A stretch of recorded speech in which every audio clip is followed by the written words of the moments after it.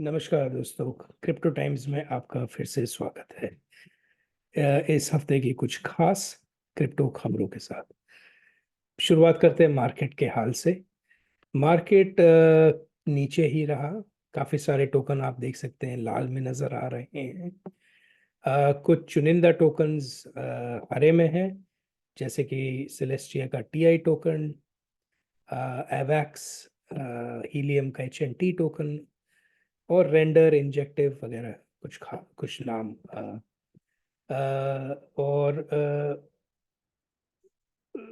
Celestia का tier token नया नया लॉन्च हुआ है, इसलिए इसलिए वो हरे में नजर आ रहा है। एवैक्स कुछ समय से हरे में है, क्योंकि उस पे बहुत सारी गतिविधियां हो रही हैं, काफ़ी सारी पॉजिटिव खबरें निकल के आ रही हैं, जिससे कि उस पे काफ़ी लोगों की नज़रें हैं और काफ़ी एक्टिविटी भी हो रही है। और हीलियम जो कि रिसेंटली न्यूज़ में रहा है और उसको कवर भी किया गया कि ये कुछ डीप इन प्रोजेक्ट्स हैं जो हो सकता है कि अगले साल मेन स्ट्रीम हो जाए, मीनिंग कॉमन पब्लिक की जानकारी में आए। तो इस वजह से हीलियम पे भी काफ़ी सारी अच्छी पॉजिटिव ट्रांजैक्शंस देखने को मिल रहे हैं। आगे देखते हैं कि इस हफ्ते में क्रिप्टो में कितना पैसा इनफ्लो हुआ। तो ये हफ्ता पिछले हफ्तों के मुताबिक काफ़ी कम रहा इनफ्लो के मामले में। सो इस हफ्ते 43 मिलियन यूएस डॉलर्स के करीब क्रिप्टो में निवेश किए गया, जिसमें कि ज़्यादातर बिटकॉइन में गया, फिर उसके बाद इथीरियम में गया। तो आपको अगर याद है कि पिछले हफ्तों में यहाँ पे 3 फिगर्स या 3 डिजिट हुआ करते थे, हंड्रेड्स में हुआ करते थे। तो ये हफ्ता पिछले हफ्तों के मुताबिक काफ़ी कम रहा, जैसे कि आप एक ग्राफ से भी देख सकते हैं। पर जब तक ये पॉजिटिव डोमेन में है तब तक ये अच्छी ही बात है। और हो सकता है कि हम इस साल अ, के अंत तक इसको हम पॉजिटिव में ही देखें। और अगले साल तो लोग वैसे भी काफ़ी एक्साइटेड रहेंगे बिटकॉइन ईटीएफ को लेकर। तो अगले साल भी पॉजिटिव ही होना चाहिए। तो इसी के साथ पहली खबर पर हम चलते हैं। एक थोड़ी बुरी खबर से शुरुआत करते हैं। लेजर का जो हार्डवेयर वॉलेट है लेजर, वो एक फिशिंग अटैक का विक्टिम बना। तो हुआ ये कि लेजर का एक प्रीवियस एम्प्लॉय थे, फॉर्मर एम्प्लॉय जो अब वहाँ नहीं काम करते। उनका नेम और ईमेल एड्रेस हैक हो गया, क्योंकि उन्होंने हो सकता है किसी ईमेल पे क्लिक किया होगा और जहाँ से उसका ईमेल और नो नेम हैक हो गया। और वो हैक होने के बाद वो जो हैकर था उन्होंने उनको लेजर के कोड में भी एक्सेस मिल गया, क्योंकि वो लेजर के कोड को भी एक्सेस करते थे अपने नाम और अपने ईमेल के साथ। और ये करने के बाद उन्होंने लेजर का जो कोड था या सॉफ्टवेयर था जिससे वो कनेक्ट होता है इंटरनेट पे, उसमें एक वायरस डाल दिया। अब हुआ ये कि लोग जिन जिन लोगों ने लेजर लाइव को कनेक्ट किया और एक्टिविटी करने की कोशिश की, तो उनका वॉलेट ड्रेन हो गया। तो ये बहुत ही बुरी खबर है। आप उम्मीद नहीं करते हैं कि एक हार्डवेयर वॉलेट परचेज करने के बाद आपके एसेट्स ऐसे वॉलेट ड्रेन में आप गंवा सकेंगे या आपसे चुरा लिए जाएंगे।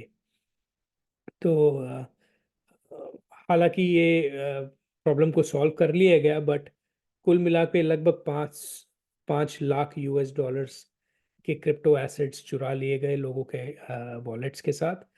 अच्छी बात यह है कि तेदर ने ये वॉलेट फंड्स को फ्रीज करके रखा हुआ है। तो उम्मीद यही है कि ये फंड्स किसी ना किसी तरीके से वापस उनके जो ओरिजिनल ओनर्स हैं उनके पास पहुंच जाएंगे। बट एक थोड़ी सी बुरी खबर है सबके लिए, थोड़ी सी नहीं, मैं बोलूँगा बहुत बड़ी बुरी खबर है। और मैं ये इसके माध्यम से आप सबको ये चेतावनी देना चाहता हूँ कि अगर आपके पास कोई ईमेल आता है या लिंक आता है जिसमें कि आपको ये बोला जाता है कि आपको फ्री एनएफटी मिल रही है या एयर ड्रॉप मिल रहा है, आपको सिर्फ यहाँ क्लिक करना है, तो ऐसे वेबसाइट से दूर रखिए। कभी भी अपना वॉलेट कनेक्ट ना करें। कनेक्ट करते भी हैं तो कोई भी ट्रांजैक्शंस को साइन ना करें, वरना हो सकता है कि वो साइन करने के बाद तुरंत ही, अगर वो फिशिंग वेबसाइट है, या वो आपका वॉलेट ड्रेन कर लेगा। तो बहुत सावधानी से आप अपने वॉलेट को कनेक्ट करें किसी भी वेबसाइट से। आगे बढ़ते हैं। इथीरियम के लेयर 2 आर्बिट्रम कुछ समय के लिए बंद हो गया और इसके पीछे इंस्क्रिप्शंस को बदलाया जा रहा है। तो अगर आप इंस्क्रिप्शन से को नहीं जानते, इंस्क्रिप्शंस चेन ब्लॉकचेन पर एनएफटीज को इंस्क्रिप्शंस कहते हैं। ये नॉर्मल एनएफटी से अलग होते हैं क्योंकि इसका जो सारा इंफॉर्मेशन है, उनका जो पिक्चर है, जो डिज़ाइन है, वो सारा इंफॉर्मेशन ब्लॉकचेन पे होता है। नॉर्मल एनएफटीज में सिर्फ लिंक होता है ब्लॉकचेन पे, पिक्चर एक्चुअली किसी एक बैकएंड डेटाबेस सर्वर पे होती है। तो इससे आप उम्मीद लगा ही सकते हैं कि अगर बहुत हज़ारों की संख्या में अगर लोग इंस्क्रिप्शंस में ट्रेड करने लगे या मिंट करने लगे तो उसका बहुत बड़ा इम्पैक्ट उस ब्लॉकचेन पे पड़ सकता है। और यही हमने देखा पिछले कुछ दिनों में, काफ़ी सारी ब्लॉकचेन्स जिसमें कि पॉलीगॉन, बीएनबी, एवलांच भी शामिल हैं, उन्होंने बहुत सारा इंक्रीज देखा अपने ट्रैफिक वॉल्यूम में इंस्क्रिप्शंस के बगैर की वजह से। आर्बिट्रम बंद हो गया, उन पे उस पे इतना दबाव पड़ा, इतना ट्रैफिक आया कि आर्बिट्रम कुछ समय के लिए बंद हो गया, उसका सीक्वेंसर फेल हो गया। तो ऑफ चेन लैब जो कंपनी आर्बिट्रम को मैनेज कर रही है या जिन्होंने बनाया है आर्बिट्रम, उन्होंने कंफर्म किया कि ये इंस्क्रिप्शंस की वजह से ही है। और इंस्क्रिप्शन का थोड़ा अगर आपको बैकग्राउंड चाहिए तो इंस्क्रिप्शन बेसिकली बिटकॉइन से चालू हुआ। और अगर आप ये खबर जानते हैं तो बिटकॉइन में इंस्क्रिप्शंस के कारण आज की तारीख में उनकी जो कम्युनिटी है वो दो हिस्सों में बंट के रह गई है। एक लोग तो ये बोलते हैं कि बिटकॉइन में इंस्क्रिप्शंस या इस टाइप की कोई भी स्मार्ट कॉन्ट्रैक्ट कैपेबिलिटी होनी चाहिए, नहीं चाहिए, बिटकॉइन उसके लिए नहीं बना है। दूसरा जो सेक्शन है वो ये कहता है कि नहीं, बिटकॉइन में हम एनएफटी लाएंगे और अलग स्मार्ट कैपेबिलिटी भी लेकर आएंगे। तो ये बहुत ही इंटरेस्टिंग समय चल रहा है बिटकॉइन के लिए। माइनर्स खुश हैं क्योंकि नेटवर्क एक्टिविटी बढ़ रही है तो उनकी फीस, उनके रेवेन्यू भी बढ़ रही है। तो ये देखना पड़ेगा कि अगले साल में बिटकॉइन का क्या क्या हर्ष होता है और वो इस नेटवर्क एक्टिविटी और इंस्क्रिप्शंस को लेकर वो कैसे आगे बढ़ते हैं। अगली खबर पे चलते हैं। फीफा फुटबॉल फेडरेशन अथॉरिटी ने पॉलीगॉन के साथ कोलैबोरेशन किया है जिसमें कि उन्होंने ये कहा है कि जो पहले 100 लोग उनका डिजिटल कलेक्टिबल मिंट करेंगे उनको 2026 में होने वाले फीफा वर्ल्ड कप की फाइनल्स की टिकट मिल सकती है। तो ये बहुत ही बड़ी बात है पॉलीगॉन के लिए। और एक तरीके से ये कोई नई खबर नहीं मानी जा सकती या कोई सरप्राइजिंग या उतनी बड़ी नहीं मान सकते क्योंकि हम अब उम्मीद कर चुके हैं, हम ये जान चुके हैं कि पॉलीगॉन एक तरीके से एक डोमिनो है, या कि उन्होंने एक पावर हाउस है क्रिप्टो की दुनिया में, जहाँ तक बड़े बड़े कंपनीज और ब्रांड्स के साथ कोलैबोरेशन की बात आती है। हमने देखा कि Nike, Adidas, Reebok, Starbucks, Reddit, बड़े बड़े कंपनीज के साथ उन्होंने ऑलरेडी पार्टनरशिप्स कर रखी हुई है एनएफटी कलेक्टिबल्स को लेकर। फीफा भी ज्वाइन कर चुका है इसी के साथ उनके नेटवर्क पे। तो ये बहुत ही अच्छी खबर अगेन पॉलीगॉन के लिए और ओवरऑल क्रिप्टो के एडॉप्शन के लिए। इसी के साथ मिलती जुलती खबर है थोड़ी बहुत। संदीप नेहवाल का एक रीसेंट पोस्ट आया था जहाँ पे उन्होंने गेमिंग, जो ब्लॉकचेन पे वेब 3 गेमिंग है उनके लिए, उस पे एक ये चार्ट सबके साथ शेयर किया है। मैं इसको बड़ा कर देता हूँ। ये चार्ट है वेब 3 गेम्स पर ब्लॉकचेन का। तो यहाँ पे आप देख सकते हैं कि इस पे नंबर ऑफ गेम्स दिया हुआ है और ये चार्ट में ये बतलाया जा रहा है कि पॉलीगॉन की जो चेन है उस पे सबसे ज़्यादा गेम्स आज की तारीख में डिप्लॉयड है। तो ये आपको साफ बताता है कि पॉलीगॉन का जो चेन है वो गेमिंग में नंबर 1 पे है आज की तारीख में।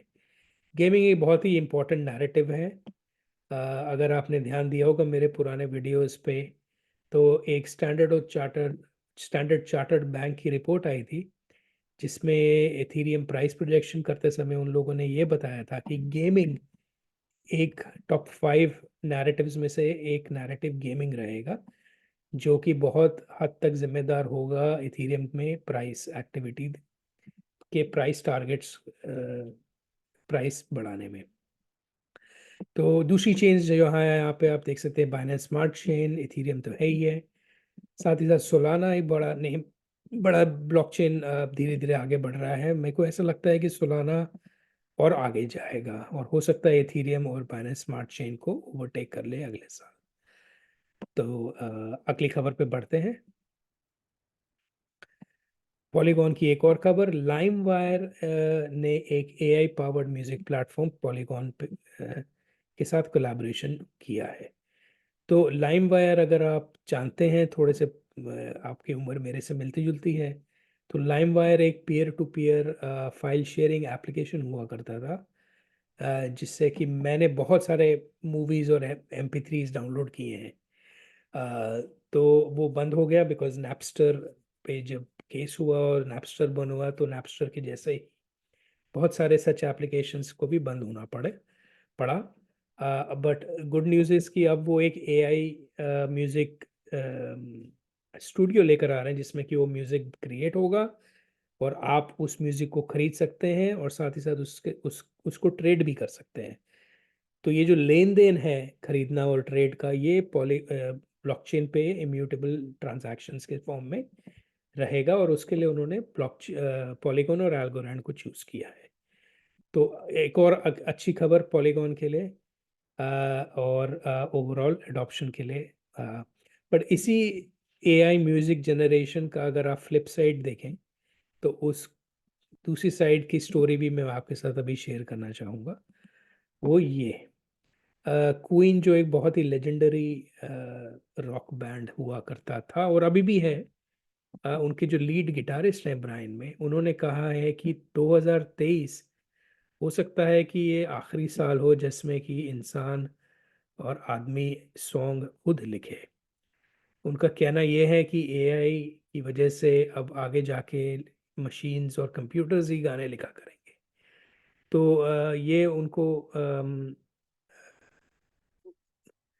ये बात उनको समझ में आ रही है और अम, उनके मुंह से ऐसे बात सुनना एक तरीके से अ, वो सब शंकाओं को सही साबित करता है कि AI जो है वो बहुत हद तक चीज़ों को डिस्टर्ब करेगा और जिसमें कि एक म्यूज़िक भी है। तो मैं चाहता था कि ये दोनों खबरें साथ ही साथ लिए जाएं, जिससे कि आपको दोनों सिक्कों के दोनों पहलू दिख जाएं। आगे बढ़ते हैं। इम्यूटेबल एक्स के बारे में अभी हमने ग्राफ में देखा है, मैं दोबारा ग्राफ खोल देता हूँ। ये सोलाना के बाद जो चेन है Web3 गेमिंग में, वो इम्यूटेबल एक्स है। इम्यूटेबल का जो नया ZK EVM चेन लॉन्च होने वाला है, वो गैस फ्री होगा गेमर्स के लिए। अब इसका मतलब ये है कि गेमर्स, अगर आप इम्यूटेबल के जो नए ब्लॉकचेन पे जो गेम्स आएंगी वो खेलेंगे, तो आपको कोई भी ट्रांजैक्शन के लिए, इन गेम ट्रांजैक्शन के लिए फीस नहीं देनी पड़ेगी। तो इसका बहुत बड़ा फ़ायदा है कि पहली बात तो एज अ गेमर मैं मेरे लिए ये झंझट हट गया कि मेरे को फीस देनी पड़ेगी। साथ ही साथ जो वॉलेट इंटरेक्शन है उसमें मल्टीपल स्टेप्स जो होते हैं वो कम हो जाएंगे, फीस पे करने की ज़रूरत नहीं है। और दूसरा ये है कि मैं वो गेम ज़्यादा समय तक खेलूंगा, क्योंकि ये सारी जो बॉटलनेक्स और ये अड़चने हैं वो कम हो जाएंगी। तो यही सोच के गेम कंपनीज और इम्यूटेबल ने ये डिसीजन लिया है कि यूजर से वो पेमेंट ना करवा के वो खुद ये पेमेंट एब्जॉर्ब करेंगे या स्पॉन्सर करेंगे। तो इसीलिए वो प्लेयर्स के लिए ज़ीरो गैस फी है। ये गैस फी वैसे भी बहुत कम है, देख सकते हैं इन्होंने एक टेबल बना के दिया है कि अगर एक ट्रेड है 1 पर मिलियन एक्टिव यूजर्स, 10,000 ट्रांजैक्शन है, इतनी गैस यूज होती है मंथली, इतना हो गया। तो मंथली कॉस्ट पर यूज़र अगर आप देख सकते हैं, तो एक यूज़र है तो वो बहुत ही कम पैसे दे रहा है। तो अगर आपका गेमर्स एक्टिव, ये गेमर्स जो हैं सपोज महीने में 1,000 लोग हैं, राइट, तो आप बेसिकली $8 के करीब पैसा आएगा, राइट। तो ये बहुत ही छोटी अमाउंट है, अगर आप 10,000 मान लें, 1 लाख मान लें, तो एक गेमिंग कंपनी के लिए ये अमाउंट जो है ये बहुत ही कम है, राइट। और एक कम होने के पीछे एक कारण ये है कि जो इम्यूटेबल की टेक्नोलॉजी है जिसमें कि बैच मिंटिंग फंक्शनैलिटी है, वो इस सारे एक्शंस जो है मल्टीपल प्लेयर्स के बैच में डाल के उसको फिर एक साथ ही ट्रांजैक्शन एक साथ ही एग्जीक्यूट करता है, जो कि एक लेयर 2 का काम है। तो जिसकी वजह से जो गैस फी वो 98% से कम हो गई है, तभी हम इतने कम कम नंबर्स देख पा रहे हैं। तो ये बहुत ही अच्छा डिसीजन है इम्यूटेबल का। इसी तरह इससे गेमिंग कंपनीज और गेमर्स के लिए बहुत बड़ा फायदा होने वाला है। और इस हफ्ते की आखिरी खबर क्रिप्टो से डायरेक्टली रिलेटेड नहीं है, बट क्योंकि ये ओपन सोर्स की खबर है इसलिए मैंने इसको इंक्लूड किया है। आर्क इन्वेस्ट की बड़ी इंटरेस्टिंग सी रिपोर्ट आई है जिसमें कि उन्होंने कहा है कि जो ओपन सोर्स एआई मॉडल्स हैं वो धीरे धीरे क्लोज सोर्स एआई मॉडल्स की परफॉर्मेंस के पास आती जा रही हैं। तो ये उनका चार्ट है। ऊपर वाले जो हैं वो क्लोज सोर्स एआई मॉडल हैं जो स्टेट ऑफ द आर्ट जिनको बोलते हैं, जिसमें कि अभी रिसेंटली रिलीज जो जेमिनी अल्ट्रा GPT-4 है। और जो नीचे की जो लाइन है ये ओपन सोर्स मॉडल्स हैं। तो आप देख सकते हैं कि इन दोनों के बीच में जो गैप है वो कम होते आ रहा है। और आर्क इन्वेस्ट का ये मानना है कि एक समय ऐसा आएगा कि open source models close source model से ज़्यादा पावरफुल हो जाएंगे। तो ये बड़ी इंटरेस्टिंग खबर है और एक तरीके से क्रिप्टो एआई प्रोजेक्ट्स के लिए भी अच्छी खबर है, क्योंकि जो उनका जो नैरेटिव है पूरा ओपन सोर्स करना एआई को, वो इन नैरेटिव को एक बढ़ावा मिलता है, थोड़ा विंड मिलती है, थोड़ा जस्टिफिकेशन मिलता है। तो यही आखिरी खबर थी इस हफ्ते की दोस्तों। आशा करता हूँ आपको ये खबरों का सिलसिला अच्छा लग रहा है। ये सिलसिला हम कंटिन्यू करेंगे। अगले हफ्ते फिर से मैं आपके साथ मिलूंगा एक और क्रिप्टो न्यूज़ रिकैप के साथ। तब तक के लिए सभी को नमस्कार।